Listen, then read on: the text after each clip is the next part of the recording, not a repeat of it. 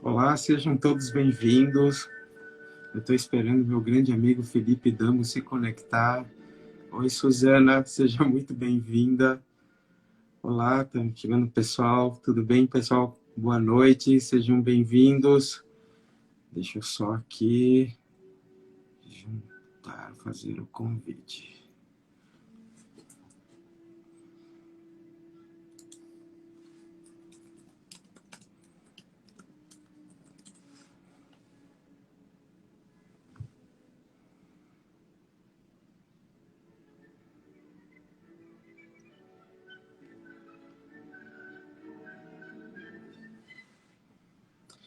Pessoal, antes do Felipe Damo se conectar, a ideia surgiu do Vampire Readings, a gente falar sobre livros, enfim. Opa, Felipe Damo não está conseguindo entrar. Vamos ver, aceitar. E aí surgiu essa ideia de falar sobre livros, assim, apresentar os livros que a gente gosta. Geralmente são clássicos, tentar ver o contexto. Oi, Damo, tudo bem? Boa noite, tudo bem? Então, tem que dar boa noite para nossa audiência aí. Para a gente começar, eu vou aceitar a tua sugestão, Felipe, que era para a gente, como começar essa live, né? Dizendo, então, desculpa por qualquer coisa. Já começar se desculpando, né? Nada, melhor, melhor. Como a anedota do Getúlio Vargas, né? É isso aí. Então, o negócio aqui é tudo tosco. Olha, o Giovan tá aí também, o pessoal entrando. Que legal, sejam todos bem-vindos. A ideia de falar sobre livros, assim, a gente teve meio que na louca, tipo, foi ontem, né, né, Damo? Vamos fazer um negócio aí, vamos fazendo impulso, porque senão acaba não saindo nada, né? E aí surgiu a ideia de fazer sobre esse livro, 2001, que também tem o filme. O filme é tão importante quanto o livro, né? Os dois parece que são complementares e, puxa vida, eu me peguei assim pensando que desde os anos 90 eu falo direto sobre a história de 2001. Tipo, era uma constante nos assuntos. Eu achei que eu tinha melhorado disso, Damo, mas voltou com tudo, cara. Tanto é que a Voltou. primeira ideia que surgiu foi isso. Foi isso, é o alienígenas do passado, né? Ô, Morra, o que eu estava pensando, o que que veio primeiro para ti naquele problema da galinha e do ovo? Veio primeiro o 2001 o filme ou veio o Arthur Clarke como Cara, eu, escritor? eu acho que foi o Arthur Clarke, Arthur C. Clarke, que é o autor do livro, né? Eu acho que surgiu a ideia do Stanley Kubrick de fazer um filme sensacional de ficção científica. Aí ele pensou assim, quem que é o autor mais quente aí de ficção científica? Aí disseram para ele o Robert Heinlein e o Ray Bradbury, aquele do Fahrenheit 451, que até virou filme esses tempos atrás, né? Sim, sim. E ele falou, não, eu quero o Clarke. Ele Não, mas eu pegou, estou tinha lido perguntando aquele para ti, conto não, mas A não, Sentinela, né? não, mas eu estou perguntando para ti, o que que veio para ti primeiro? Veio o 2001, tu conheceu o 2001 filme antes, né? O filme, eu vi o primeiro Aí, filme numa daquelas aí sessões depois do você foi atrás Supercine. depois você foi atrás do Arthur C. Clarke, né? Você Sim, não conhecia porque... ele antes do filme, né? Acho que Não, quase não todo mundo é conheci. isso, né? Acho que a gente foi apresentado, embora isso é uma loucura, né? Embora o Sentinela ele tenha 20 anos antes foi escrito 20 anos antes do filme, né? Uhum. A maioria das pessoas, o que mostra o poder do cinema, né? Não que a literatura seja suplantada por isso, mas que mostra como a gente pode ser apresentado a grandes escritores através do cinema, né? O 2001, acho que para todos a gente conheceu o primeiro filme, a música, tal, né? Enfim, trechos, né? Eu lembro muito remotamente sim, de ter visto trechos em alguns documentários do Monólito e tal, depois, num tempo que eu fui ver o filme, né? E depois, num tempo que eu fui descobrir quem era o caboclo, né? Acho que tem também acho que é meio constante na vida de todo mundo isso, né? Eu acho que nos anos 80 tinha o Supercine, assim, no final do ano eles faziam uma seleção dos grandes filmes na época do Natal, então era Doutor Zhivago e O Vento Levou. Eu acho que 2001 vi numa dessas levas de filmes, assim, de novembro, dezembro, assim, antes do feriado de Natal. E eu lembro, assim, que me chamou muita atenção o visual do filme, em que pese eu não ter entendido direito na ocasião do que se tratava. Eu achava bonito o visual do filme, né? Mas a minha compreensão não chegava aqui. sabe? Mas sempre ficou na minha cabeça, sabe, Damo? Aqueles visuais, aquela coisa simbólica, chama muita atenção, é bastante eloquente, né? E com o tempo, assim, eu fui basicamente em conversas com amigos, assim, que eu fui entendendo o que era o filme, né? O que cada um daqueles ensaios, porque o filme é dividido em 5 ensaios, né? Em 5 partes, cada uma diferente entre si. E aí, assim, a tendência é a gente achar um filme chato, arrastado, simbólico, sem conversa, sem personagens, né? Mas é um gosto adquirido, é um gosto adquirido. Eu acho que quando eu assisti a primeira vez, eu tive o lance do estranhamento, sabe? Que todo escritor de ficção científica, eles querem fazer esse lance, criar esse choque inicial no leitor, para ele cair de paraquedas no mundo onde ele não sabe nada, não entende nada, é completamente diferente do que da vida cotidiana dele, e aos poucos você vai desenvolvendo, você vai entrando nesse mundo, mas eu acho que um dos pilares da ficção científica era o estranhamento. E por muito tempo o estranhamento desse filme seguiu comigo, sabe, Damo? Só depois que eu fui entender. Mas quando em conversa e depois lendo, eu fui entender todo o simbolismo dele, né? Acho que o Damo caiu.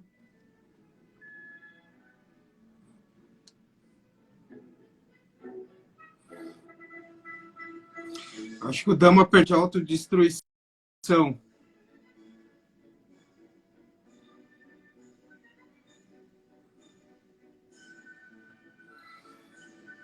Então, pessoal, só um minutinho. Felipe Damo deve ter apertado o botão de autodestruição do computador dele aí.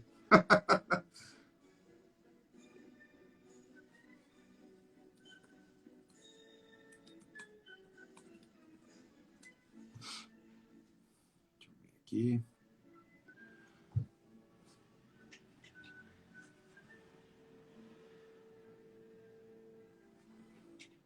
Eu acho que hoje o Instagram está meio instável. Deixa eu ver, cadê o Felipe aqui?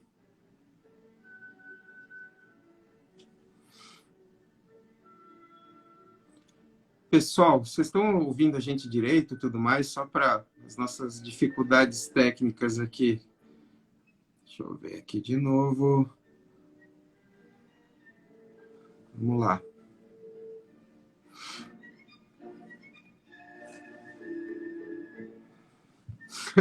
Agora o elemento voltou aí. Você apertou o Foi botão de sabotado. autodestruição aí, Damo? Foi sabotado. Não, é que você parou a transmissão, você sumiu para mim, eu fiquei um tempo aqui, depois ele me desconectou Tá. automaticamente. Bom, enfim, já estava botando a culpa em você aqui, cara. Enfim, mas é isso, sabe, Damo? Então, quer dizer assim, são gostos adquiridos, cara. A gente vai aprendendo a reconhecer e entender a grandeza dessas obras, assim, porque justamente nos fazem pensar, né? 2001 é legal, assim, porque além disso, além de tudo, ele fala de evolução, mas o conceito central da obra, né, seria a transcendência.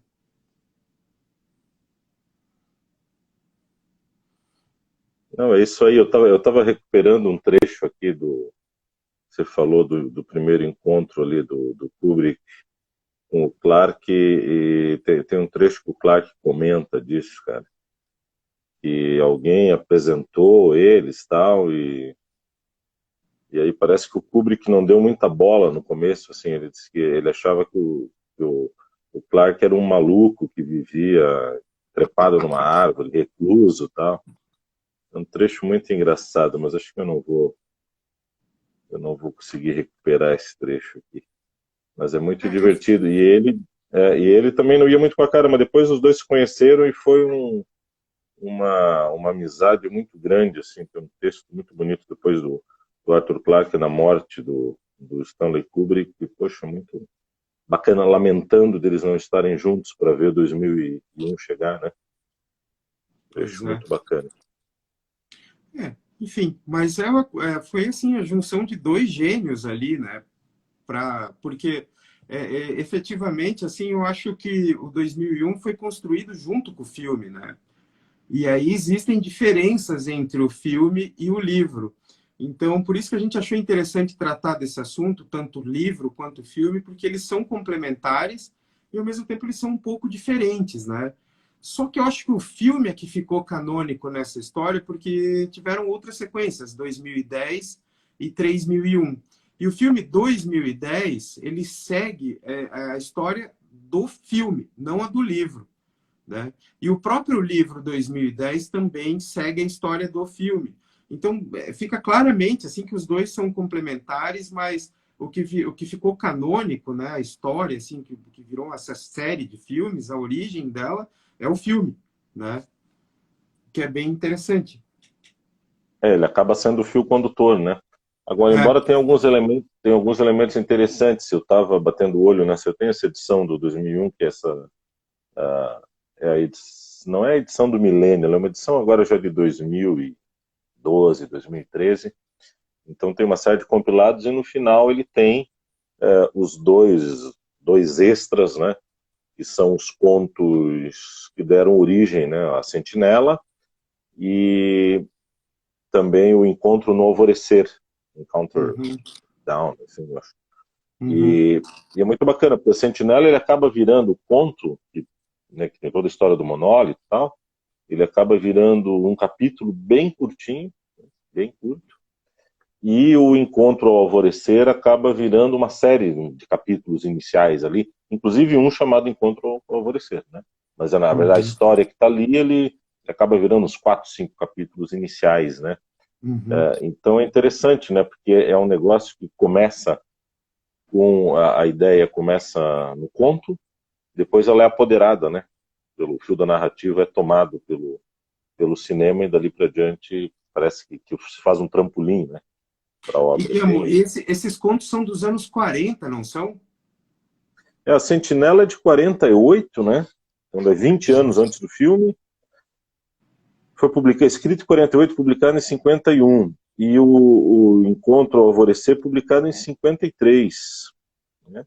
Então são bem anteriores, né? Eram contos que já estavam. O Clarke, assim, ele já tinha 20 anos de reconhecimento, né? Quando ele foi chamado, embora eles acreditassem que ele era um maluco que vivia trepado em árvores, recluso, mas ele era um cara que já inclusive, ele pergunta para o interlocutor dele, ele diz, mas o que fez ele pensar que eu sou um recluso?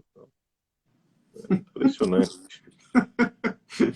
É interessante, mas eu sou fãzoca do Clarke, assim, para mim é o meu escritor preferido de ficção científica, porque, diferentemente dos outros, eu conheço alguns outros, assim, que são tão interessantes quanto o Clarke, né? Eu gosto muito daquele A.E. Van Vogt, eu acho que ele escreve de uma forma elegante, e eu gosto da ficção científica, assim, quando ele fala mais de conceitos, né? Quando ele explora um conceito e não se dedica tanto à tecnologia propriamente dita, né? Porque tem ficção científica que fala muito, acho que tem um que é hard, né?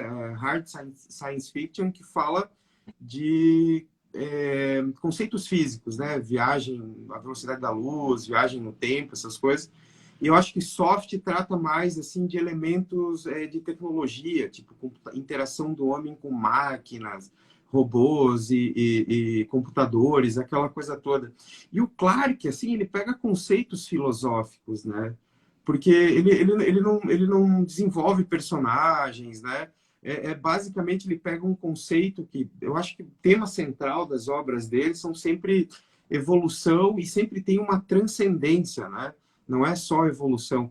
E me parece mais interessante isso, né? Então, quer dizer assim, a gente sente o estranhamento de um mundo que ele cria, mas onde os personagens são frios, são pouco desenvolvidos, não tem diálogo, não tem tentação, mas ele escreve de maneira tão elegante, ele expõe as ideias dele de maneira tão elegante, tão sutil, né? Que são incríveis, porque ele trata de transformações cósmicas, né? Na maior parte dos livros, o fim da infância, o 2001, enfim, o 2010 e o Encontro com Rama também, né? Ele trata sempre de questões cósmicas muito maiores, assim, que esse nosso dia a dia, da tecnologia, enfim. Então, eu sempre achei ele muito interessante e muito elegante também no jeito que ele coloca. E é incrível que esse homem estava pensando nos anos 40, 50, né, Damo? As ideias que ele É, tinha. eu acho que ele é fruto, o Zygas dele, né? Ele é fruto desse momento de inflexão, né, na Europa, né, na guerra.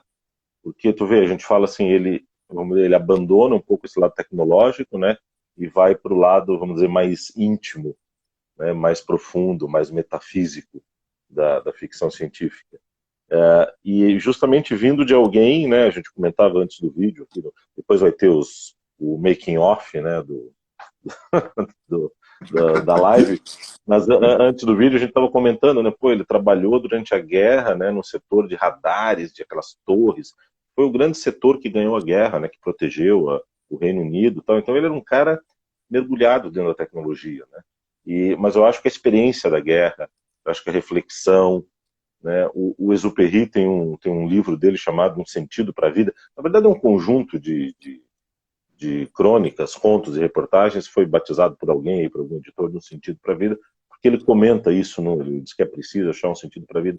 Eu acho que todo mundo que estava envolvido nessa época passou por uma experiência interior profunda, passou por reflexão, por dilemas, né, por situações limite, e eu acho que talvez isso desconecte ele mais da tecnologia e passa para essa visão mais aprofundada do tema, né? Mas sem perder esse instrumental tecnológico. Ele não deixou de conhecer, de saber, de ter a percepção que ele tinha por estar dentro disso, né? Acho que essa talvez seja a grande virada dele, né? Que a gente falou que o Asimov já tinha uma outra pegada, né? Tem mais a questão mais do robô, né? Menos do extraterrestre, né? O Clarke é um pouco mais disso, né? Do extraterrestre, do futuro, do passado, do vem, do vai, né? Do tempo enquanto quase uma entidade cósmica, né?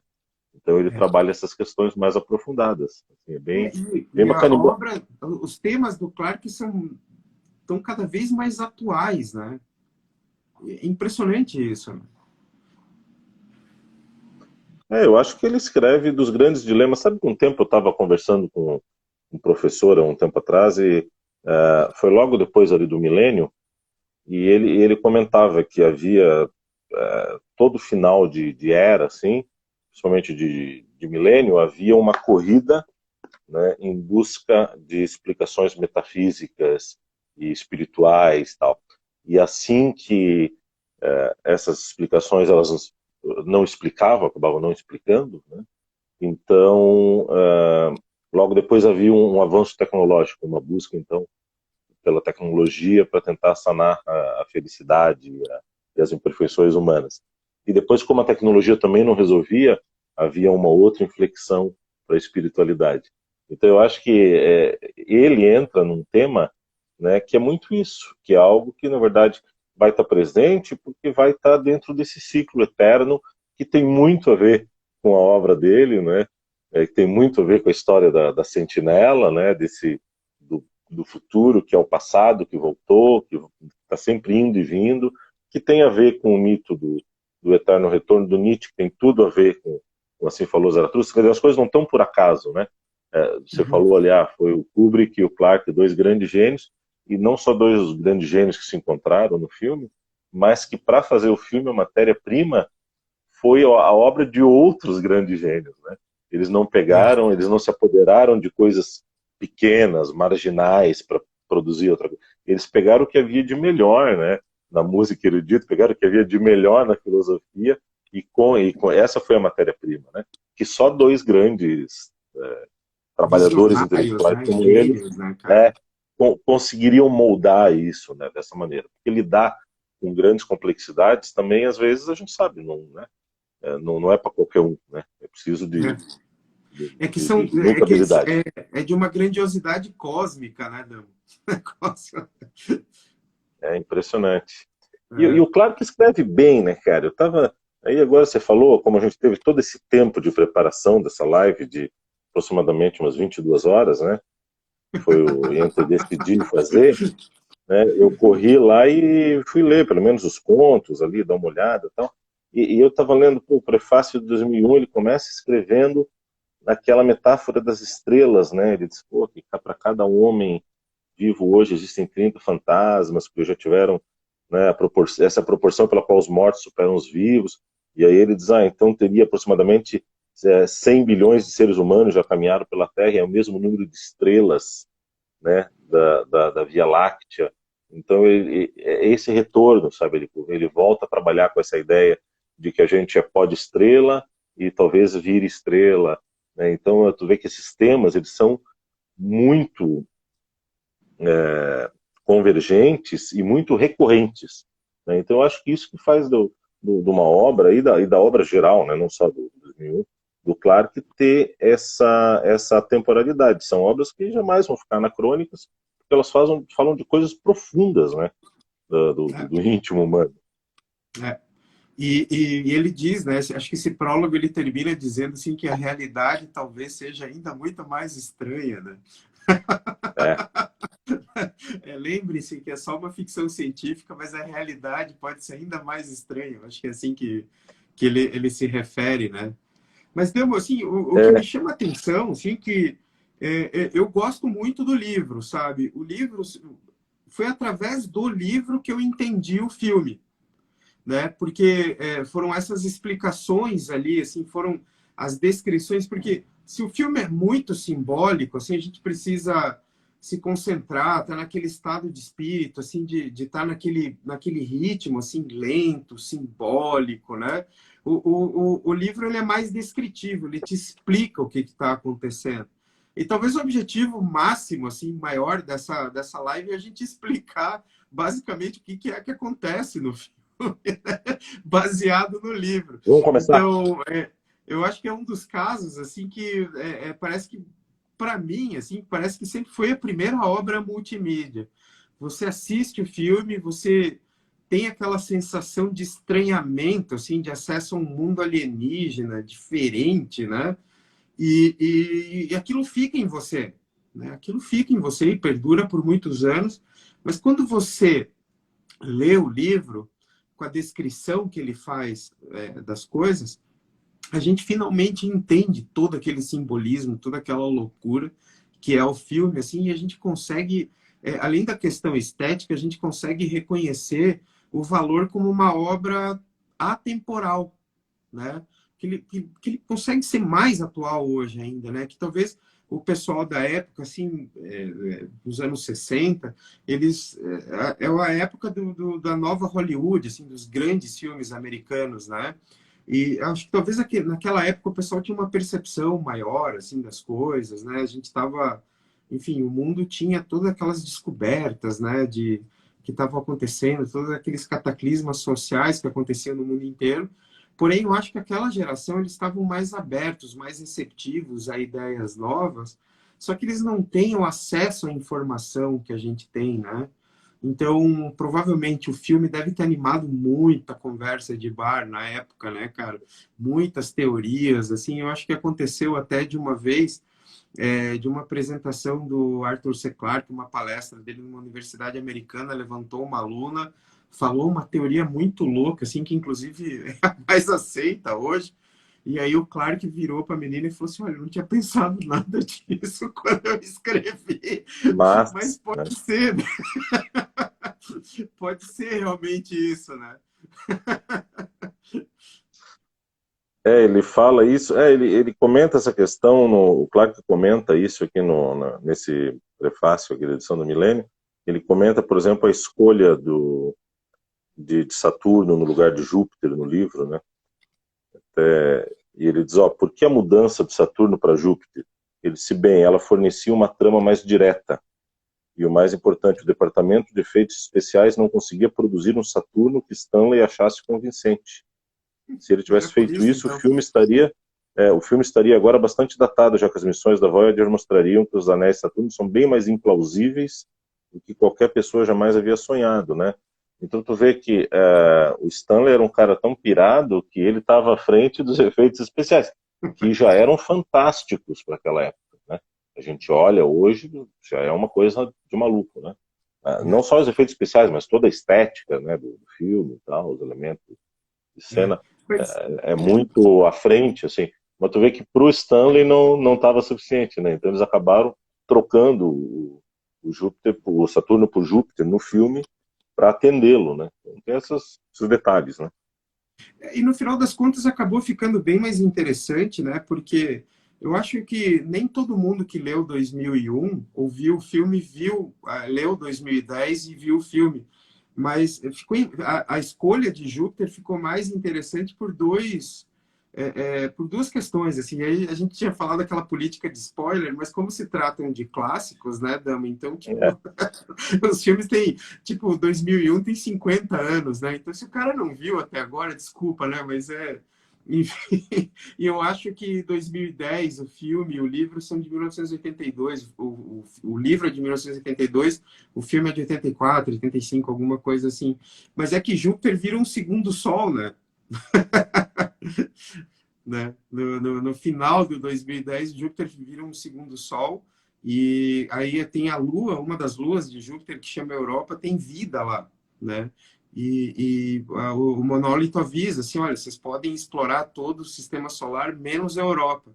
E justamente antes do 2010, assim, no começo de 2010, tem uma expedição chinesa, né, que pousa na Lua de Europa e né, é tipo como se fosse um mar congelado e ela acaba sucumbindo ali por umas coisas que acontecem, enfim, ali, né? E no final o monólito fala, né? A civilização que enviou o monólito fala, olha, vocês podem explorar qualquer coisa menos a Europa, que é uma das luas de Júpiter e acaba tendo o segundo Sol e esse segundo Sol encerra a história assim como se fosse uma a aurora de uma nova humanidade, né, cara? Assim, tipo é interessante, assim, até o nome que ele escolhe para o segundo sol. Aliás, eu acho que é meio que corrente na astronomia que, como o Júpiter é uma gigante gasosa, né? Existe realmente a chance dele se tornar um segundo sol, né? Às vezes um meteoro, um asteroide muito grande se chocar com aquela atmosfera extremamente densa, né? Gás extremamente gasosa, né? Porque é um gigante gasoso, acho que tem um diamante gigante no meio do planeta lá, no núcleo do planeta, é capaz mesmo de virar um segundo sol. E aí o nome do segundo sol passa a ser Lúcifer, que é o deus da luz, né? Então é bem interessante o final. O filme não é tão bom, né? O filme é meio não tem aquele refinamento estético do Kubrick, mas é bem interessante, assim, o final, o segundo sol e tudo mais, né?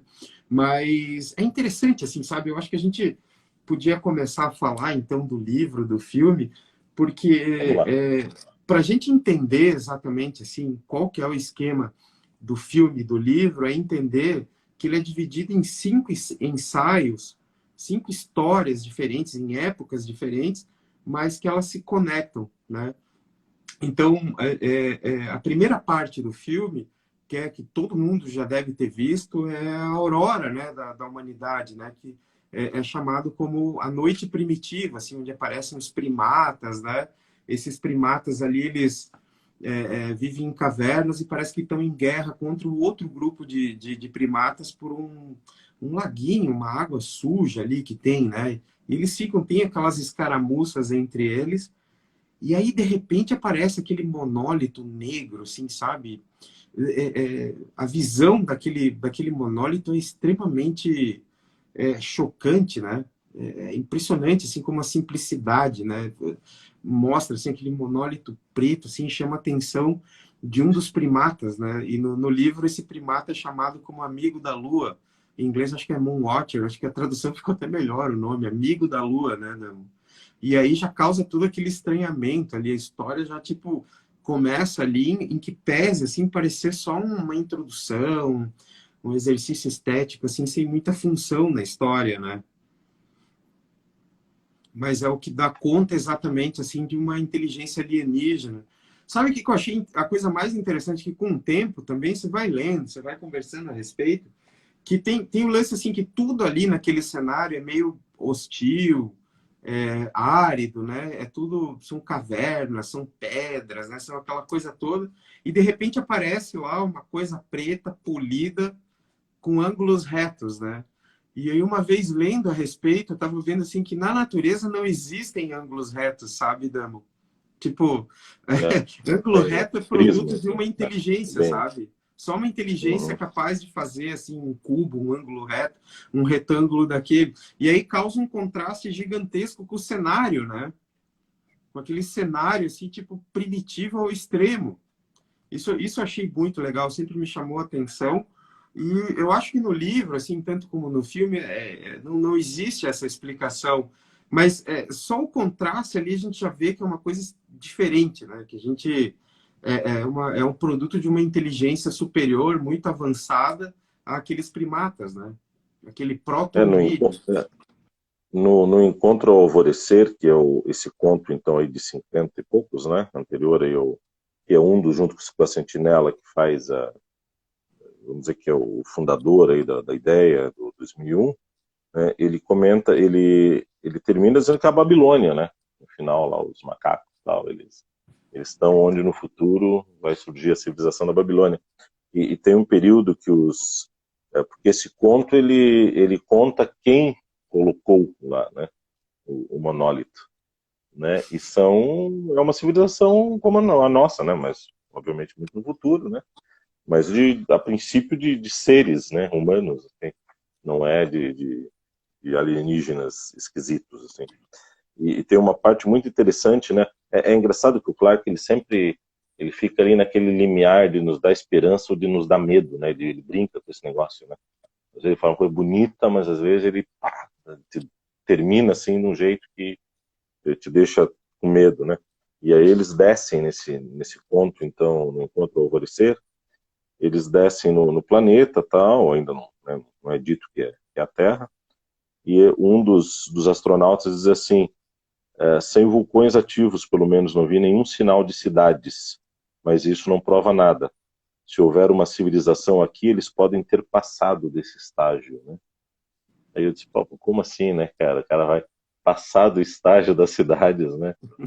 Que é isso, né? Então, mas é no meio do texto, assim, né? Ele joga isso, assim, e continua a história, né? Então, só isso dava um outro ponto, né? Do Clark, É, né? O que seria, né? A evolução a ponto de não ter mais cidades, né? As pessoas vão se mesclar com a natureza de volta, né? Vai ser tipo um avatar, o que vai ligar a trancinha no rabinho do dragão ali, né? viver Então em tem outra essas dimensão, histórias né? malucas. E esse personagem, ele acaba batizando, né, esse que depois aparece aí como o amigo da Amigo da Lua, Lua. ele acaba batizando como Yan, Yan, né? Uhum. Então o astronauta acaba batizando o macaquinho lá, tal. Mas esse nome depois ele não perdura, né? Quando ele vai para o 2001, ele acaba optando, né, por essa. Que eu acho até que é mais simbólico, mais bonito, né? É. E que talvez trabalhe como, né, o que é um amigo da Lua, né? Eram os antigos cultos, né? Onde a Uhum. Lua, né? Aí a gente pode ficar aqui também tergiversando um monte, né? Mas o interessante é assim esse contraste que existe entre o monólito, né, o produto de uma civilização avançada, né, que domina a tecnologia e aquele primata ali, né, que tá ali lutando por um lago sujo de água, né, cara, tipo fraco, vivendo sujo ali, aquela coisa toda. Mas a cena mais interessante disso é quando esse amigo da Lua ele se aproxima do monólito, né?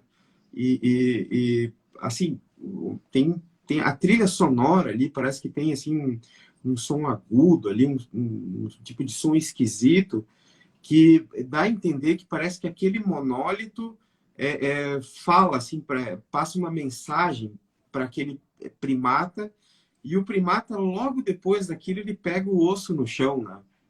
Ele pega o osso no chão. E aí, com Ele aquele tem um osso, ele insight, começa né? a quebrar os outros ali, assim, aí ele fala, nossa, né? É, aquilo lá, veja assim a sutileza do negócio, né? Assim que talvez milhares, dezenas de milhares de anos atrás veio uma tecnologia alienígena, parece do nada, não se comunica, não é um outro ser, é só uma pedra polida, preta, né, com ângulos retos, e aí o amigo da Lua tem a ideia de pegar aquele osso e aí ele já testa ali, quebrando, aí quebra umas caveiras ali, assim, uns crânios, uns negócios. E aquilo lá ele vence a guerra daí contra o outro grupo. E aquilo lá é a primeira ferramenta, né? É a primeira ferramenta do homem. É aquilo extremamente simbólico. Porque o homem, assim, o maior motor da civilização são as ferramentas, né? A capacidade que a gente tem de produzir ferramentas para a gente modificar o ambiente, né?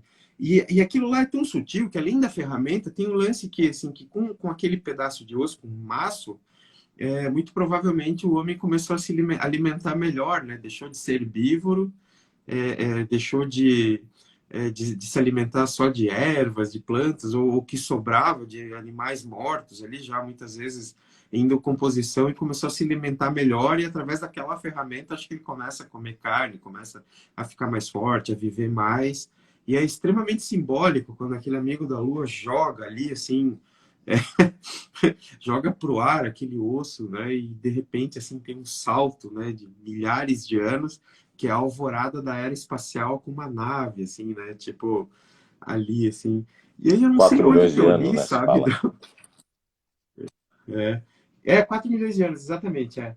E aí é interessante, assim, que tem... eu não sei uma vez onde eu li uma crítica que a pessoa diz que uma das coisas que a gente deve prestar atenção no filme é a alimentação, né? Que, tipo assim, se o homem passou a comer carne, se ele comia aquelas coisas, matava outros seres para poder se alimentar, comia coisa crua ali, né? Já na nave espacial, em 2001, naquela estação espacial, eles já comem uma papinha alaranjada, uma papinha verde, sabe? Já é tudo asséptico, já tem tudo é branco, bonito, assim, sabe? Cara, e o homem come lá, assim, sabe? Uma papinha alaranjada que acho que uma aeromoça serve para ele lá na estação espacial, né? Porque é interessante, assim, que daí naquela cena eu acho que uma das naves, a nave que leva o primeiro personagem, assim, é uma nave da Panam, da antiga companhia aérea, né? Tipo assim, o cara já tinha um previsto turismo espacial. É. Só não previram a falência da Panam, né? Pois é. Mas quem ia prever a falência Quem da liga, né? Panam na Era época, uma né? Cara, tipo potência. assim, era uma empresa monolítica também, né? É. Mas Agora, o para falar do interessante é que agora nessa segunda. só para a gente encerrar essa parte do monólito, Mohan. O monólito é interessante porque ele aparece como então lendo esses contos anteriores ao 2001, a gente consegue entender um pouco a gênese da ideia do Clarke, como é que isso foi evoluindo, né?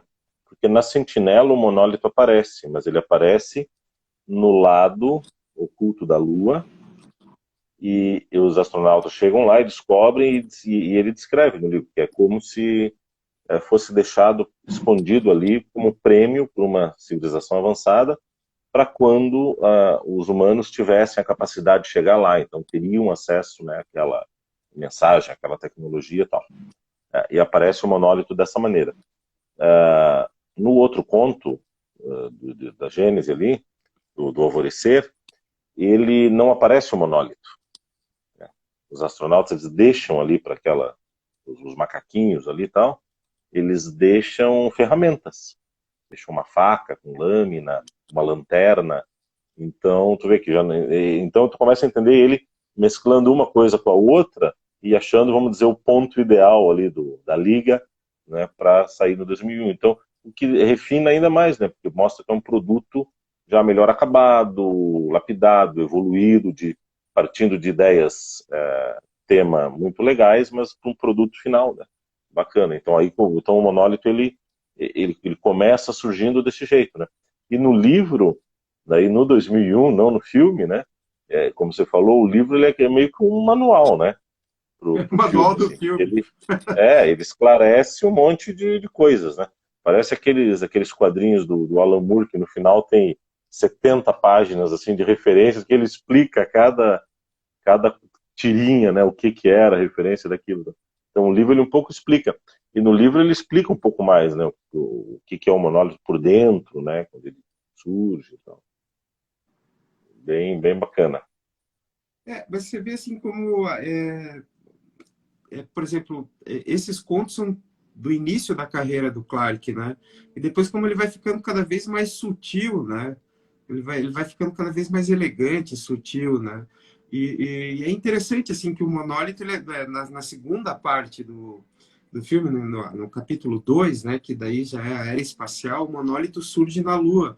E é exatamente essa ideia, né, Dama? Ou seja, quando a humanidade estiver preparada para ir para o espaço, de conseguir chegar à Lua, o monólito aparece lá, né? E mesmo assim, ali eles não compreendem, né, o que é aquilo de novo, né? Tem aquela expedição, aqueles astronautas chegando na Lua, Enfim, eles veem aquele monólito, parece que dá a entender que ele estava enterrado também, mas ele emite um sinal de rádio. Aí se capta aquele sinal de rádio, vão lá, fazem a exploração e descobrem aquele monólito, né? Ali eles não conseguem ter explicação. E tanto é verdade que no filme não se fala muito de nome de personagem, né? Só quando eles estão na nave mesmo. Quem vai para lá é aquele Dr. Haywood Floyd, né? Ele vai lá para tentar entender o que era aquele monólito e depois assim ele aparece, ele é o comandante da nave, né? Ele é o comandante em terra da nave ali da missão da Discovery 1, que é a nave. Porém, assim, tipo, o Haywood Floyd ele aparece no 2010 como personagem principal, né? Quando ele vai socorrer a Discovery, que está lá na órbita de Júpiter, né? Mas é interessante, assim, que mesmo com toda a tecnologia que a humanidade tinha granjeado para ir para o espaço, ou seja, nessa cena aparece o Haywood Floyd, esse personagem, conversando com a filha, como se fosse o Skype da época, né? Que é muito interessante, né? Ele tem uma conversa por vídeo ali, né? Que, nossa, imagina, em 68 aquilo parecia ser Não, extremamente impensável, alienígena também, né? impensável. Era impensável, né? E aí depois tem um salto, né, do filme, que é para a parte 3 que é com a expedição da nave, né? Que é provavelmente a parte mais interessante do filme, quando o filme fica interessante. Que é a expedição da Discovery, né, traz que o monólito ele surge, ele reaparece na órbita de Júpiter, né? E aí se cria toda essa missão com a Discovery, com astronautas que estão em hibernação e dois astronautas comandando a nave, que era o David Bowman e o Frank Poole, numa missão, né, para conduzir a nave, cuidar dos sistemas dela, todo, até Júpiter, onde está o monólito, ele reaparece, né?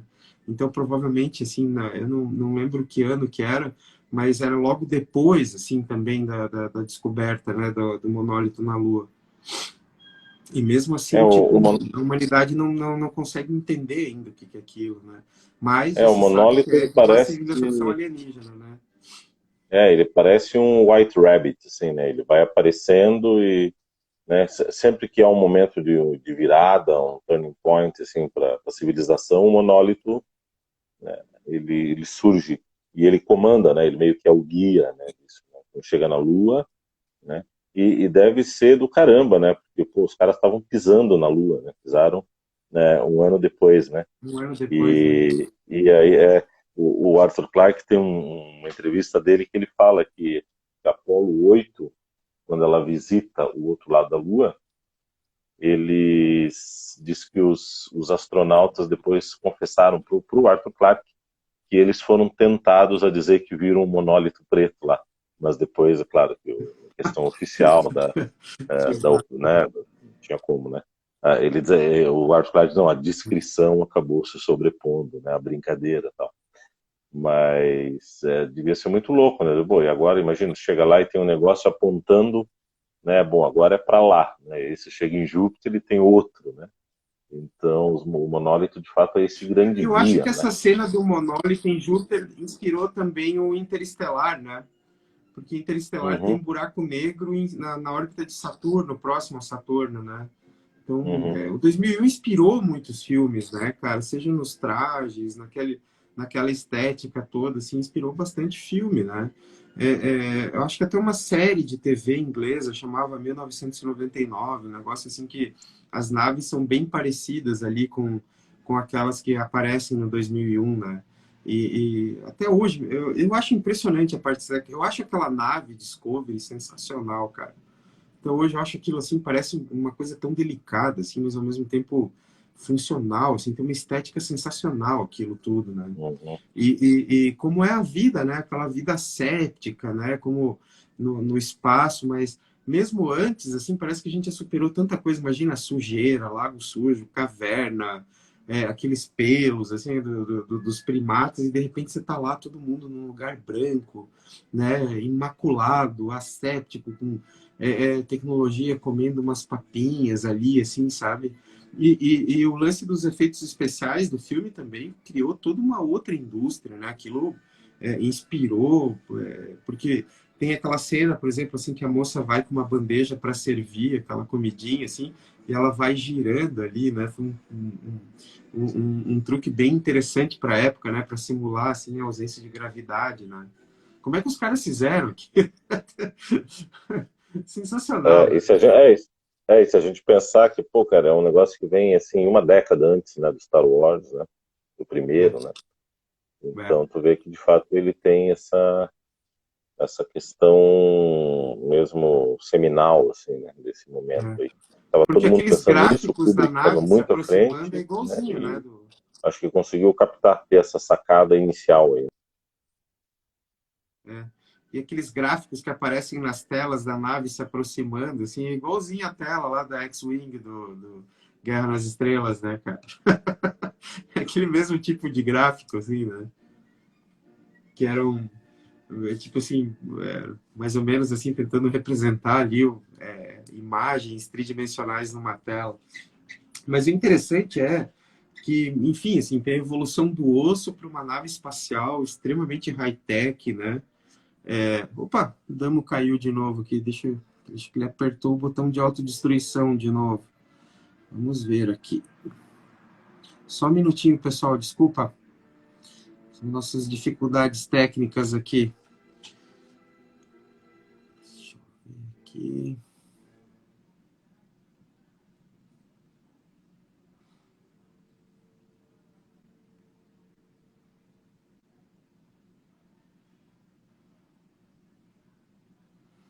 Ver se ele aparece aqui. Pessoal, quem sabe faz ao vivo, né? Muito obrigado pela presença de todos vocês aqui que estão acompanhando a nossa conversa. Só um minutinho para o Damo voltar aqui. Agora acho que ele voltou, que agora ele está aparecendo. Vamos ver aqui.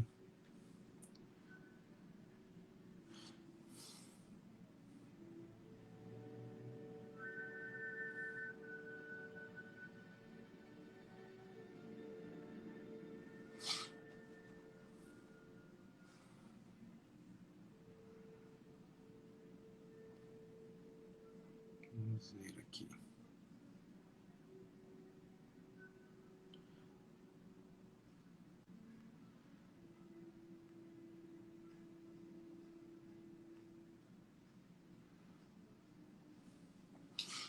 Vou dar aqui uma mensagem para ele aqui.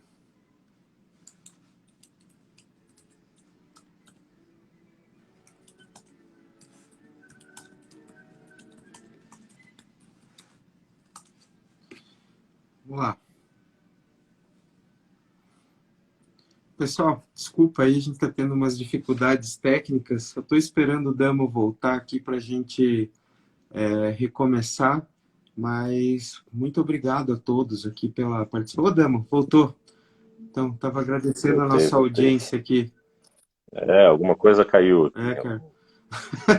Está tropeçando nos fios aí, cara.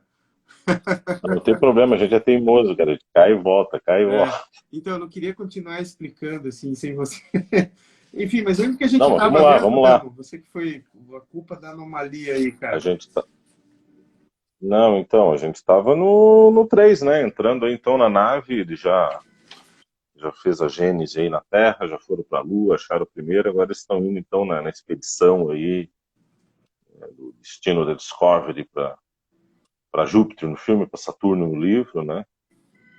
E aí eu acho que a gente entra num dos personagens mais malucos aí, né? Eu acho que a parte mais interessante do filme é agora, né, do livro, assim, que é na nave que existe esse personagem central do livro, que é o computador HAL 9000, né? Que o HAL 9000, assim, é a inteligência artificial, a inteligência que conduz a nave, mantém a nave na rota. A princípio, era isso que os astronautas entendiam, assim, que, tipo, todas as funções de controle da nave, o controle das funções vitais daqueles astronautas que estavam em hibernação, o cálculo da rota, de combustível, ou seja, a administração da missão era daquele computador. E esse computador é bem interessante, é icônico, né? Que sempre aparece aquela câmerazinha dele com a luzinha vermelha no meio, observando tudo, tipo um grande irmão ali, observando todo mundo da nave. E fica, é, é exatamente isso, né? E para mim, Vou assim, deixar, vou, é, vou deixar ele aqui atrás. Né? observando a gente. E para mim, essa figura do computador, para mim, é a figura mais interessante do livro e do filme, né? Porque, veja, tem uma série de detalhes ali, assim, por que, que é HAL 9000 o nome do livro? HAL 9000, porque é exatamente a sequência do, desculpa, IBM, né? Aí ele pegou as letras subsequentes anteriores e fez, né? HAL 9000. É, de- depois o Clark diz que não, né? Que é o. Como é que é? Ele dá um nome no livro, né? No livro ele dá um nome lá, que é o Heuristic Algorithm, tal, né? Mas Que isso ele seria o inventou depois, algoritmo né, heurístico. cara? Mas tem a IBM. Bom, a IBM já aprontava desde da Primeira Guerra, né? É, Segunda Guerra ele já estava pronto, já era uma empresa bem, né? sim. É bem possível que tenha rolado uma trollagem aí. É que no filme, assim, tipo, por isso que o livro é o manual do filme, né? Porque no livro, o que que acontece? Tem aquela inteligência ali, né, onipresente na nave, que cuida de tudo. No filme aparecem aquelas telas, assim, com batimento cardíaco ali, né? Acompanhando cada um daqueles astronautas naquelas cápsulas de hibernação. E aquele computador observando tudo. Já é um lance meio demoníaco aquilo, né, Damo? E aí, o que acontece é que, de repente, assim, em determinado momento do filme, não, claro, ele joga xadrez com o astronauta, com David Bowman, ele acompanha lá o ritmo do coração dele naquela corrida, enfim. Só que, de repente, assim, lá no meio do nada tem uma falha na antena. E aí ele diz assim, olha, temos uma falha na antena, na unidade AE35, que era justamente uma antena apontada para a Terra, né? Que era toda a comunicação da nave. O Damo caiu de novo aqui. Bom, deixa eu chamar ele de volta. Pessoal, fiquem aí, sabe? A gente tem aqui umas pequenas dificuldades técnicas, mas é tudo coisa de amador mesmo aqui, não é nada profissional. Enfim, a gente está falando agora das partes do livro. Assim, bom, para quem está chegando agora, o que a gente está falando? A gente está falando das diferenças entre o filme e o livro 2001, Odisseia no Espaço. Então, é sempre interessante notar assim, que o filme, basicamente, todos nós, assim, em algum momento da vida, a gente viu, principalmente na adolescência, daqueles festivais de filme, quando tinha no final do ano, passava o Doutor Zhivago, O Vento Levou, uma série de filmes clássicos, e sempre tinha 2001, né? Mas ficção científica e um filme tão simbólico como 2001 são gostos adquiridos, a gente precisa tipo, ir atrás para entender. Mas quando a gente entende do que trata a obra, do que eles falam, dessa questão extremamente metafísica, filosófica e especialmente transcendental, nossa, aquilo lá se torna cada vez mais atual para a gente. O Damo está tentando, e o objetivo dessa live, enfim, para quem está chegando agora também, é um projeto que eu tenho com esse meu amigo Felipe Damo, meu amigão, da gente fazer uma live semanal sobre livros, comentar, enfim. Não seria assim um lance de divulgação, mas seria conversar sobre uma coisa que a gente gosta muito com a companhia de vocês, pessoal. Então, desde já, assim, somos todos muito gratos aqui à presença de vocês. Só um minutinho que eu vou convidar esse elemento para entrar de volta para a gente dar sequência. Eu acho que ele tropeçou no fio lá, sabe?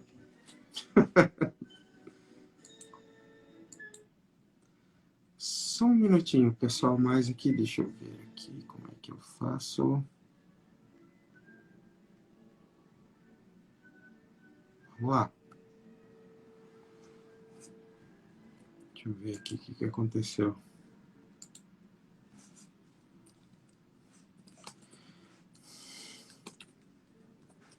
Então, pessoal, a gente falando então desse computador central da nave, assim que a princípio o que acontece assim, supostamente era um computador que guiaria a nave até Júpiter, onde está esse monólito negro, esse produto de uma inteligência alienígena, assim que capturou a atenção da humanidade e a gente foi atrás lá para ver o que era.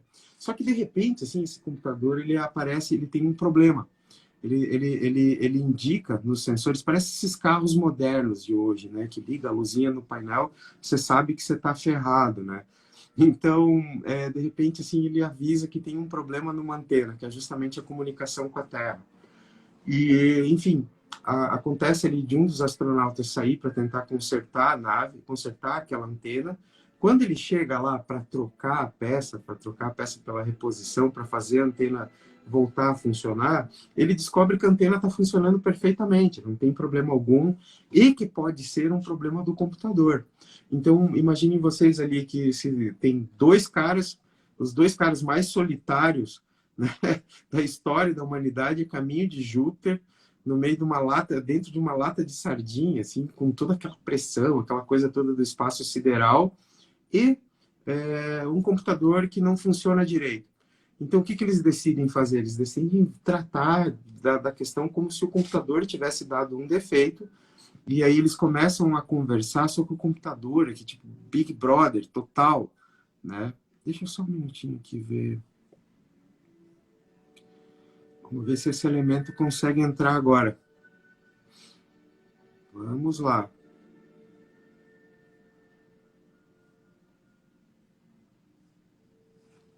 O que aconteceu aqui?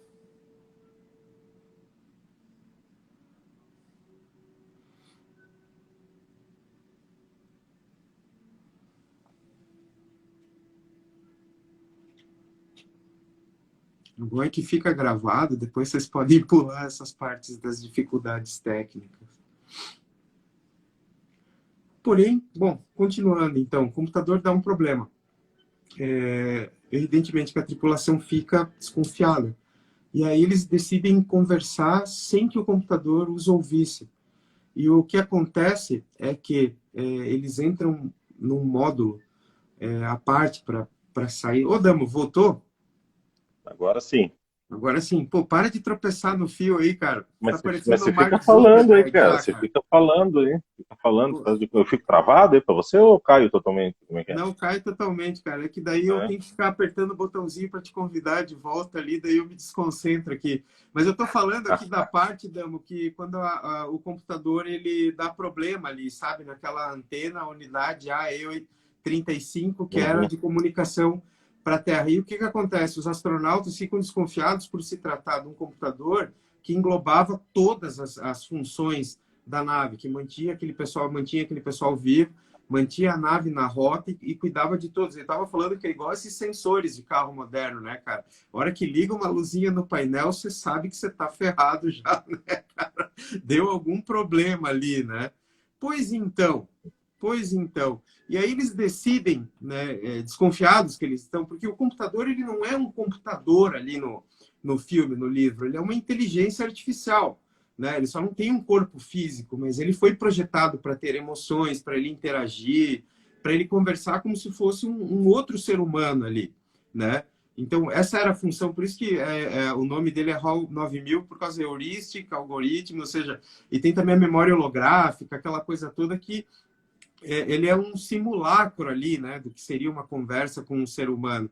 Então, ele joga xadrez, aquela coisa toda. E o que acontece é que essas emoções do computador que foram criadas assim para melhorar a convivência, né? Para ser um outro tripulante. O que acontece, Damo?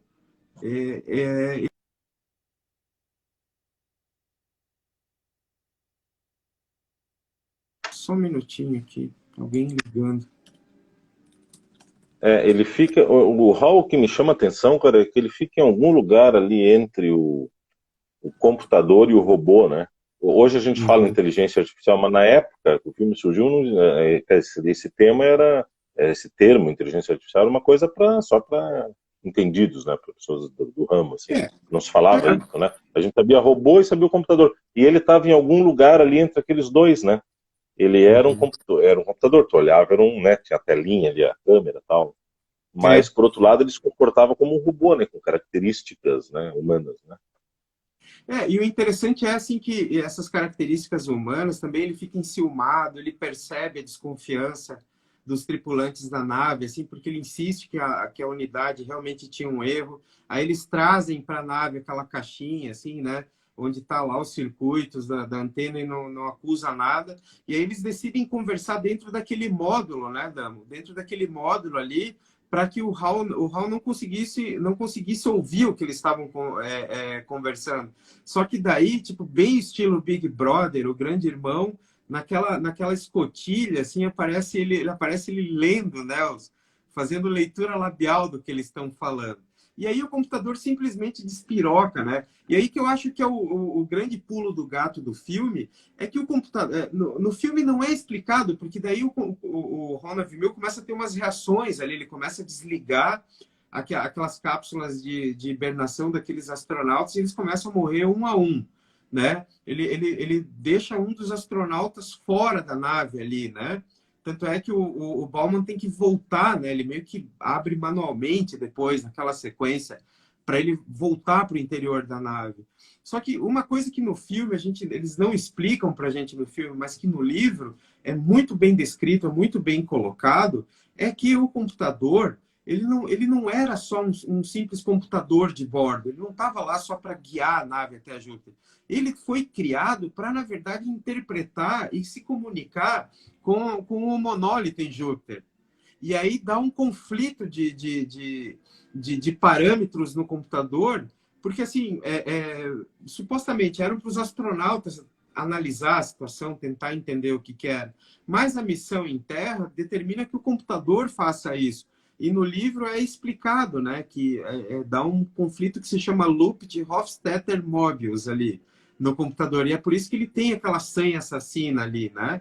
E é por isso que, como ele não sabe lidar com um conflito de diretrizes ali, né, o astronauta ele tem que desligar o computador. E é uma cena magnífica, aquela do filme, quando ele entra naquela sessão de memória holográfica, né, como se fosse aquelas plaquinhas de memória que a gente tem hoje, só que é tudo de vidro, né, holográfico, assim, naquele cenário vermelho, que aí ele começa a desligar a memória, daí ele começa a regredir, ele começa a ficar infantil, né?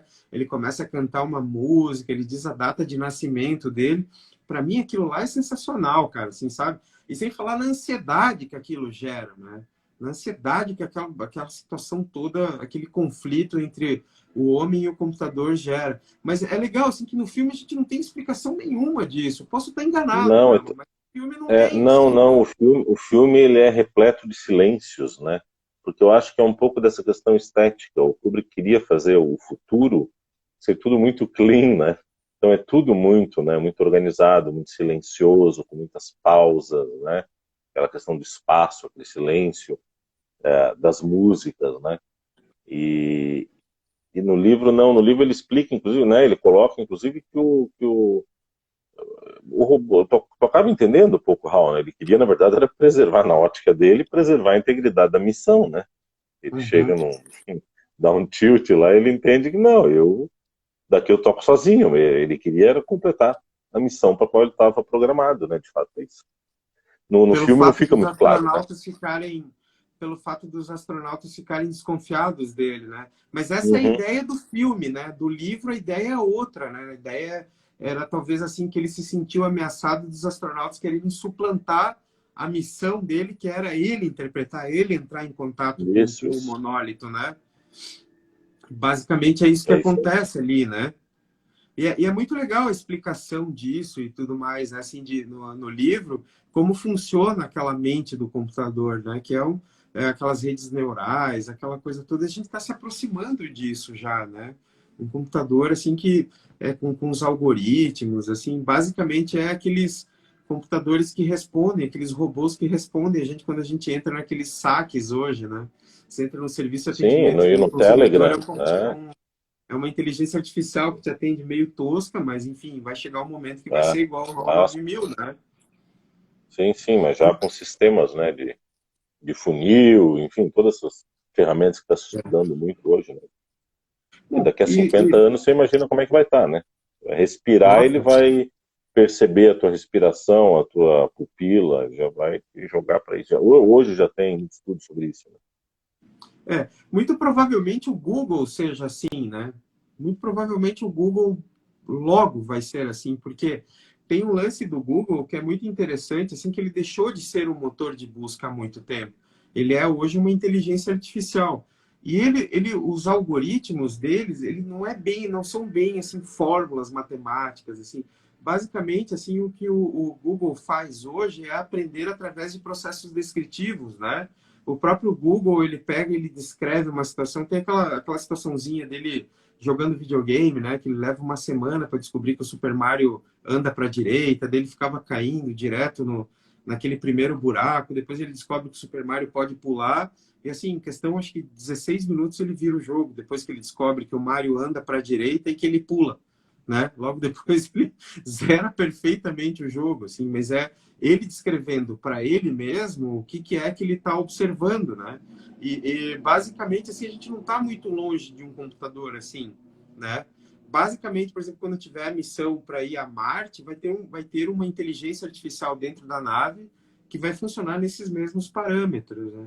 Só Para que nossa segurança. é, mas o interessante é que essa inteligência ela se sentia superior à nossa inteligência humana para lidar com o monolito, né? Só sei que a questão toda é que através dessa situação, esse capítulo no livro acho que chama O Abismo, não é? Eu não lembro como é que é no filme, mas esses dois capítulos eles falam a vida dentro da nave e depois o que acontece ali, né? O Frank Poole morre, um dos astronautas, ele tem assim o cabo o cabo de oxigênio que ligava ele à nave é cortado de alguma maneira e ele vai embora, assim, vai embora no espaço, desaparece ali, congela, né? E o único astronauta sobrevivente é esse personagem que é o Dave Bowman, né? Então, o que acontece? Ele desativa o HAL 9000 e aí ele parte para cumprir a missão. Daí tem aquela navinha dele, né? Aquela navinha no livro chama Pequod, né? Que é o navio do Capitão Ahab, lá do Moby Dick, né, cara? Uhum. É muito legal que ela chama Pequod, né, no livro. No filme, eu não sei se faz menção a isso. Mas daí, assim, finalmente ele chega, aquela navinha pequenininha com os bracinhos ali, assim, que é um módulo ali, né? Finalmente ele chega em frente ao monolito, né? Um monolito gigantesco ali. E aí o que acontece é que dessa vez esse monolito, em vez de ficar ali impávido, realmente interage com o astronauta e abre um portal para uma outra dimensão, que ele é sugado para essa dimensão, né? E é uma das cenas, aquela cena psicodélica dele dentro da nave, né? Com aquelas luzes todas, assim, fala, meu Deus, é cheio de estrelas, né? Aqui é cheio de estrelas, é o que ele fala, né? Está cheio de estrelas. Enfim, essa parte, aí que é a transcendência mesmo do negócio, né, Adamo? E aí, e se até aí tu não entendeu o filme, aí mesmo o negócio despiroca totalmente, né? Porque aí fica muito Tipo louco, assim, né? se tu não entendesse até ali, nego, tipo, desculpa, mas não vai Dali rolar para mais, que frente, ficou não muito vai louco. rolar. Tu não vai conseguir fazer as sinapses necessárias. Mas essa é Mas uma é parte meio... muito bonita. Só que assim também, mais uma vez, no filme ela é muito instintiva, assim, né? Ela vai acontecendo e talvez vá trabalhando com as sensações nossas, tal. No livro ela é bem mais descritiva, né? Ela é bem, ele até fala, né? Nesse momento nasce um bebê na Terra. É. Então ele transcreve bem todo o processo, né, que está acontecendo. No livro ele vai para um construto, mas não é tão bem detalhado quanto no filme construto, né? Porque o que Uhum. causa estranheza no final do filme, Damo, assim, é porque ele tem ele atravessa igual o Interestelar, assim, quando aquela nave atravessa finalmente o buraco negro lá, né, o buraco de minhoca, e naquela transição, assim, de um lado para o outro universo, para uma outra dimensão, né, simplesmente eles vão parar num outro lado do universo, né, perto do buraco negro Gargantua, né? Então é um buraco de minhoca e eles chegam perto de Garganta, onde tem aquele planeta. Primeiro acho que é o planeta de Miller, né? E depois eles vão em frente. Em 2001 é interessante porque ele vai parar numa outra dimensão onde essas entidades alienígenas, essa inteligência superior, assim, cósmica, coloca ele tipo como se fosse num quarto de hotel, assim, né? Um quarto assim de hotel onde ele chega, né? Ele é recebido ali, então onde ele janta, né? Ele deita e vai se perdendo a questão de tempo ali, né? Porque pula ele assim, parece ele depois bem velhinho, né? Depois aparece uma situação ali assim enfim, depois ele vai se transformando e ele se transforma naquela criança das estrelas, né? E aí o filme Uhum. termina ali, sem muita explicação, né? Ele vira o Star Child, né? Ele também vira uma inteligência cósmica, como se fosse a primeira mente humana que se transforma, assim, transcende a barreira física, dimensional, para Uhum. se transformar numa inteligência cósmica e, puf, acaba o filme ali, né? Com aquele bebê das estrelas ali, né? E aí É, termina, né? Fica é, para tua interpretação. isso que é um tema um pouco parecido assim com o fim da infância também, né? Com essa passagem, Né? né? Com essa mudança geracional, civilizatória, assim, né? Ó, vai chegar um momento que ali vai nascer um novo tipo de gente, né? É.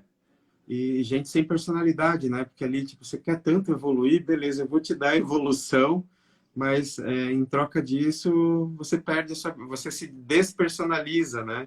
Então todo mundo fala, "Ai, vamos... Cara, o fim da infância é brutal, né? Assim, cara, é assim, é uma história escrita de uma maneira sutil, mas É, com o, elementos é, gráficos, assim, bem... o fim da infância não dá para dar spoiler, né? Senão a gente Não, mata. mas Embora, cara, eu achei... embora seja uma obra já dentro da ficção científica clássica, né? Mas é uma obra que não está nem perto do 2001, né? Como fenômeno popular, assim, né? De massa, né? Eu fico Mas é uma oscilando obra entre os também que dois. Às vezes eu acho muito boa. 2001 a obra máxima, outras vezes eu acho que é o fim da infância, cara. Tipo, eu não saberia escolher qual dos dois eu gosto mais. Mas eu só sei que é tenebroso o negócio, né, cara? O fim da infância eu acho mais assustador, né? É, Ele é mais é assustador, assustador. ele é mais agoniante, assim. É. Cara, é tudo que O essa galera 2001, mística quer, né? O fim da infância entrega no final, assim, né? eu acho que A o civilização, tudo 2001, que os dependendo da místicos ótica, querem, a civilização alienígena fala assim, olha, pega para você então, né? Só que a gente não consegue mensurar o preço disso, né? Que é a evolução. Cara, é sensacional um é, cara que teve uma ideia dessa. Acho que o fim da infância é dos anos 50, né? Deixa eu ver aqui, eu nunca lembro quando que foi deve ter visto. publicado a primeira vez. Deixa eu ver aqui onde é que tá Nesse o... aspecto, Morra, o 2001 ele é mais bonito, assim, né? Ele é mais esperançoso, ele tem vamos dizer, um astral assim mais bacana, tanto o livro e indubitavelmente o filme, né? Ele é mais bonito, né? Ele é mais poético, assim. Não, É, não é poético, não. Os dois são bem, mas ele é mais bonito, ele te dá mais conforto, vamos dizer assim, né? Da visão do ele futuro. é mais esperançoso, né? Porque no fim da É, infância, a ele, o humanidade fim é da infância esmagada por uma é o fim, inteligência de né? É o fim proporções mesmo. cósmicas, né? No, é o fim mesmo. É o fim mesmo, O né? 2001 não, o 2001 ele te joga, ele te mostra um futuro possível, te mostra uma evolução possível, uma saída, né? É. O O fim da legal é, infância já é cara, um que pouco. se você só vai entender o final de 2001 se você leu 2010. Se você leu, vê o filme 2010. O filme 2010 já não é mais tão elegante, né, cara? Já é assim. Apesar de ter um ator sensacional que é o Roy Scheider, né? O Roy Scheider faz o papel do Haywood Floyd, né? E esse ator é sensacional, né, cara? Para mim é um dos grandes atores do cinema, assim, pô, todos os filmes que o cara faz é muito legal. Mas enfim, daí é a história, né? Porque o David Bowman, daí como inteligência cósmica, como um ser assim que um ser interdimensional, ele se comunica com a Terra. O Bauman, aquela criança das estrelas, passa a ser uma inteligência superior de outra dimensão que se comunica daí com a Terra. Se comunica, assim, sabe? Ele vai lá, ele como se fosse se a inteligência do 2001 era representada pelo monólito, era uma inteligência alienígena, nesse caso, uma inteligência extremamente evoluída de um ser humano que transcendeu o corpo físico, transcendeu os limites dessas dimensões e passa a ser uma inteligência cósmica, algo como Logos, assim, que ele vem e diz assim, bom, agora é a hora de vocês irem atrás da nave Discovery para vocês descobrirem o que é que aconteceu com a história do monólito ali, né? Uhum. E é sensacional também, mas pena que o filme não tem essa estética sensacional, sabe, assim, com todo aquele futurismo, assim, seco, plano, né, de uma cor só do 2001, que é tão impressionante. Porque daí o 2010 já passa a ser um filme mais, assim, tipo, mais comum, assim, sabe? Ele já É que é tem difícil de elementos, assim, mais competir também, parecidos né? com filmes da época, assim, né? É difícil de competir, né? Tipo, seu irmão mais caçula do Einstein, assim, né? Complicado, né? Eu acho até que foi muito ousado, né? Os caras devem ter um puta dilema na hora de fazer um negócio desse, né? Que deve ser o mesmo dilema que tá rolando agora com o Matrix novo, né? Você diz, pô, É, mas a gente mexe num cânone ou não, né? Ou deixa quieto, deixa assim e que, né? cara, mas você Mas falou um troço legal. O Matrix era assim, né, cara? O primeiro Matrix, em 99, foi aquela coisa, assim, acachapante, impressionante, assim, que pô, todo mundo ficou enlouquecido com aquilo. Quando você vai assistir o Matrix Revolutions, e pior ainda, aquele. Não é Revolutions, é o Reloaded, e pior ainda, o Revolutions, cara, uhum. foi uma decepção, assim, foi uma coisa que todo aquele conteúdo simbólico, tudo aquilo que você achava que podia ser ou não podia ser, acabou sendo perdido ali, né, cara? Tipo, não sei, assim, nem parece que foram os mesmos caras, né, que tiveram a ideia toda de fazer, né, os irmãos Wachowski na época, assim, nem parece assim que tinha toda aquela, enfim, foi uma decepção. Mas 2010 é uma decepção no campo estético só, assim, né? Porque a história do filme é interessante, porque ele encerra aquela ele encerra, né, a Odisseia no espaço, é a Odisseia final mesmo ali. Tem o 3001, mas o 3001 é uma coisa assim, tipo, igual o Batman Cavaleiro das Trevas 2, né, cara? Tipo, nossa, assim que tipo, era melhor não ter nem lido aquele negócio lá, né? Enfim. Então, é aquela sequência que é legal, assim, sabe? O 2010 realmente é interessante porque eu nunca entendi muito bem, assim, por que que o monólito ele se expande ao ponto de transformar Júpiter num segundo sol. Para que que a gente precisa de um segundo sol, cara? Para que que a gente precisa de mais dia? Principalmente a gente aqui nessa parte tropical do mundo ali. Pô, a gente no verão, a gente quer que baixe logo o sol, assim, para refrescar um pouquinho. Aham. Imagina, cara, tipo assim, o segundo sol vai se pôr lá pelas 4 da manhã, 6 horas já amanhece de novo, cara. Enfim, né? Mas eu nunca entendi, assim, claro, tem aquele lance simbólico, assim, de uma inteligência cósmica vir e te mostrar um poder tão colossal, assim, tão abissal, tão gigantesco, que ele consegue transformar um planeta como Júpiter num segundo Sol. Mas, assim, por quê, né? Como que termina isso? Enfim, né? Aí eu acho que deve ficar basicamente, assim, ao critério do leitor, né? E é legal, no 2010, o Arthur C. Clarke ele comemora, né, que desde em 2010 os interurbanos passam a ser gratuitos, né, em todo o planeta. Então, quer dizer assim, os grandes presentes, assim, né, cara, da civilização alienígena, um é o segundo sol, dois é que o interurbano agora é gratuito. Você pode ligar para qualquer pessoa no mundo, né, cara? Por isso que ficção Mas deixa científica, eu... sempre baseada em critérios tecnológicos, é complicado, né, cara? Sempre fica datado, né? E 2010 peca por algumas coisas relacionadas a isso, né? Mas tu vê, a apresentação do Clark, ele termina dizendo assim, e eu completei o crime escrevendo 2010, que também foi transformado num excelente filme sob a direção de Peter Hines. 2061 e 3001. Né? Ele disse, nenhuma trilogia deve ter mais de 4 volumes, então prometo que 3001 é de fato a Odisseia final, né? Então tu vê que, O mas eu acho 3001, que isso, esses grandes gênios, eles fazem isso para nos mostrar que eles também são falíveis, né? Que a gente não, né? Que até eles de vez em quando dão uma derrapada, né? ou eles precisam de dinheiro como a gente, né? Os pobres mortais, né, Dama? Então, escreve ali lá o três mil e Isso, um, cara, porque eu vou te pagar tanto ali. isso, E eu gravam lembro dos anos acústico, gravam 90, acústico. eu lembro nos anos 90, quando foi lançado o 3001, e teve um relativo sucesso editorial, foi bastante comemorado, foi falado em jornais, olha, está sendo lançado agora o 3001, que agora ele trata de questões, por exemplo, como aquela teoria da supercorda, as coisas quânticas, não sei o quê. Mas eu só sei assim, que eu comecei a ler o livro, não nos anos 90, mas tipo uns 10 anos atrás, assim, que ele caiu na minha mão finalmente, né? E acho que pelo Kindle, alguma coisa assim. Mas, cara, já começa mal, porque aquele astronauta que supostamente morre, né? Quando que ele sai, o Frank Poole, que ele sai, que ele é expelido da nave, ele se perde no espaço, ele volta 1000 anos depois, cara. Sabe? Aí ele é resgatado, ele ficou perambulando pelo espaço por 1000 anos, daí ele é revivido, porque ele estava congelado, não sei o quê.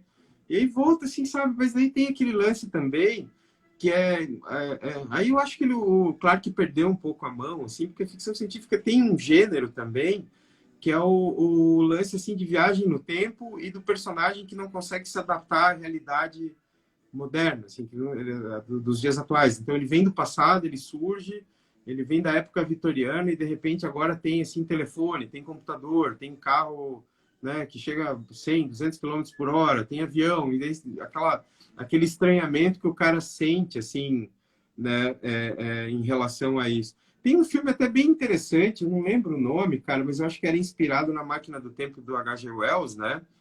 Que era o mesmo ator, aquele cara que tinha uma manchinha do Mercenários do Espaço. Lembra desse filme, Damo? Um filme até que fez um sucessinho, assim, nos anos 80, assim, sabe, cara? E aí ele chega lá, ele aparece, ele se materializa, né, na Nova York dos anos 80, aí, tipo, ele aprende a dirigir, ele vê um monte de coisa assim. Então, quer dizer, eu acho que esse livro 3001 caiu nesse clichê da ficção científica. E o que é estranho, né, cara? Porque você esperar um clichê do Arthur C. Clarke, nossa, é difícil. E quando acontece, você fala assim, opa, peraí, ele sangra também, né? É isso aí. Enfim. Mas, então tá, Dama, aí quer fazer algumas considerações aí? Me diz aí que... É isso, cara. Leiam um livro, né? Se puderem, essa edição aqui maravilhosa, né? Fazer um merchan de graça, usando todo o nosso prestígio, que não ganhamos nada aqui, né? Mas essa edição aqui da Aleph é muito bacana, muito bonita, tem um monte de extra, né? E essas cartas, essas impressões aí do Clarke falando sobre o Kubrick e vice-versa, muito bacana. O livro, ele é um monólito, né? Pretão, ó, coisa Nossa, lindinha, que sem massa essa nada. versão, hein? Muito bacana, né? Inclusive toda lombada e tal. Show de bola. Nossa, sensacional. E leiam, que é fantástico, né? Sempre é bom. Hoje eu estava repassando aqui, que maravilha. Trechos lindos e como é bom você ler. Eu sempre falo isso, como é bom você ler uma obra de um escritor inteligente, né? Como a gente aprende, assim, acho que essa é a grande lição aí do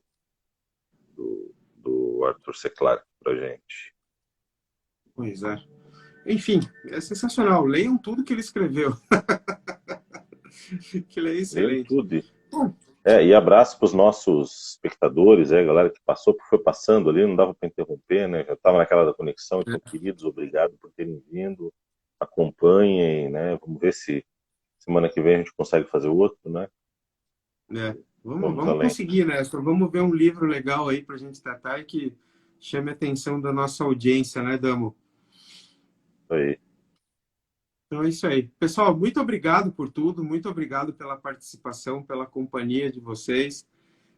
Vamos ver se a gente faz uma enquete, vamos escolher 2 livros e vamos pôr uma enquete, qual que o pessoal quer que a gente faça assim uma conversa, né, Damo? Pode Vai se ser, tornar um pode negócio ser. mais democrático aqui, né, cara? E aí a Claro, claro. gente, Vamos dar a ilusão do controle para os nossa daí a gente audiência. altera a ordem Terem, eletrônica, mas assim, ó, fica ganhou ali, esse livro Master aqui, of the sabe? Puppet. Ficamos só ali, né? É isso aí. Mas é isso aí, pessoal. Muito obrigado pela companhia, né? A gente espera vocês na próxima quinta-feira. Com o tempo, o lance vai melhorando todo aqui, né? A primeira vez que a gente faz uma live assim, em conjunto no Instagram. Claro que às vezes tem umas instabilidades e tudo mais, mas é esperado, né? Vamos ver se a gente consegue editar isso aqui depois, né, Damo? Para fazer um negócio mais assim contínuo, né? Claro. Né? Sem Teremos toda uma linha de produtos aí. Poderá comprar nossas pelúcias. É. Depois tem as camisetas, o boné, né? A toalha de praia agora. O que você acha, hein, Damo? Tudo. A canga, guarda-sol. Já é um kit, né? O kit, viu? Aquele negócio para colocar cerveja dentro ali para não esquentar, enfim. Tudo isso, pessoal, a gente vai Isso, Copo Stanley. disponibilizar na Copo lojinha Stanley, virtual, cara. Pessoal, muito tudo isso. obrigado. Uma boa noite para vocês todos, né? Muito obrigado pela companhia, pela audiência. Esse vídeo vai estar disponível nos nossos perfis daqui a pouquinho, para quem quiser ver depois, né? Ver inteira a conversa. Damo, obrigado, cara. Acho que foi muito legal aí. Por uma primeira vez não foi tão ruim. E, cara, ainda bem que você Não me foi deu aquela traumático. ideia de pedir desculpa por qualquer coisa já no comecinho, né, Eu cara? não precisa pedir agora no final, já abreviou, já pode sair a francesa. Isso é a sabedoria, né, cara? Então, pessoal, desculpa por qualquer coisa, não tem coisa mais brasileira que isso, né, cara? Então é isso aí. Valeu, valeu, Demo, valeu, pessoal. Boa Um noite, muito abraço, obrigado gente. por Boa tudo. noite. Tchau, tchau, pessoal. Valeu.